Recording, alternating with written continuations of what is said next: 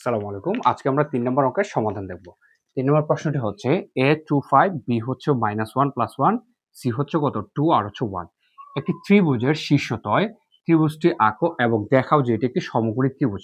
তাহলে আমাদেরকে এই ৩টা বিন্দু দিয়ে কি করতে হবে? একটা ত্রিভুজ আঁকতে হবে এবং আমাদেরকে এইটা প্রমাণ করতে হইব, দেখাইতে হইব যে এই ৩টা বাহু দ্বারা যে ত্রিভুজটা গঠিত হইব সেটা অবশ্যই কি হবে? সমকোণী ত্রিভুজ হবে।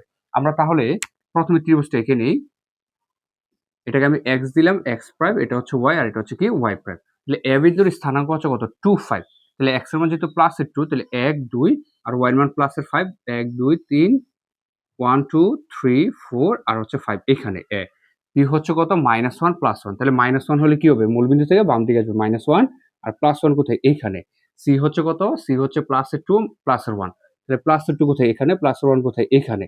তাহলে এটা হচ্ছে এভাবে হবে, এই যে এইভাবে।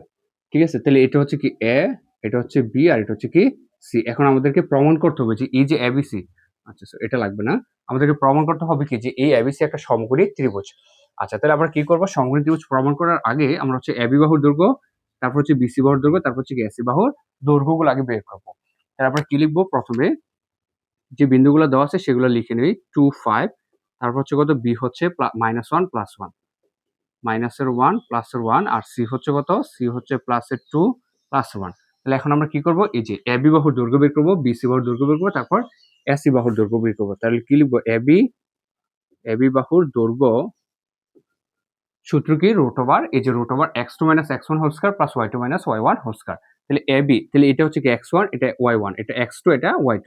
তাহলে x2 হচ্ছে কত? মাইনাসের 1 মাইনাস y1, x1 হচ্ছে কত? x1 হচ্ছে প্লাসের 2। তাহলে এই যে 2 উপর হচ্ছে স্কয়ার প্লাস, তারপর হচ্ছে কি y2 - y1 হোল স্কয়ার। তাহলে y2 হচ্ছে কত? 1 আর y1 হচ্ছে কত? 5। তার মানে 1 - 5 এত স্কয়ার আর একক।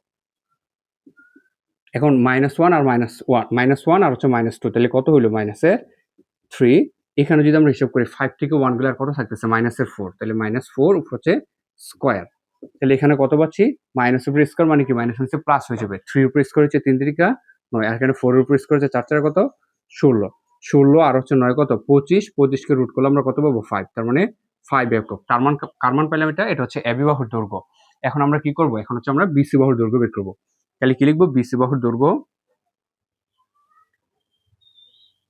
বিসি বাহুর দৈর্ঘ্য কি হবে? বিসি। তাহলে বিসির ক্ষেত্রে যেহেতু আমি বি প্রথমে লিখছি আর সি পরে লিখছি, তাহলে এই জায়গাগুলো কি হবে? x1 y1 আর এটা হবে কি x2 y2। তাহলে x2 হচ্ছে কত? x2 হচ্ছে 2, x2 মাইনাস x1 হচ্ছে কি মাইনাসের 1, আবার এখানে মাইনাস, তাহলে মাইনাস কি হবে?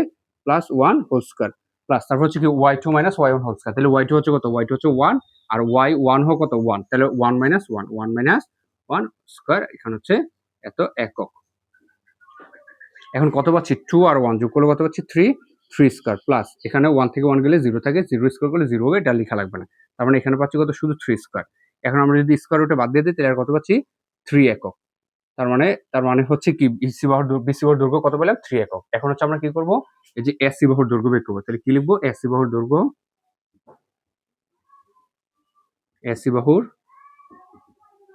আমরা কি জানি সূত্র? যে √x2 - x1 হোল স্কয়ার। তাহলে এসির ক্ষেত্রে এর মানগুলো হবে কি? x1 y1 আর সি এর মানগুলো কি হবে? সি যেহেতু পড়া আছে তাহলে হবে কি x2 আর y2।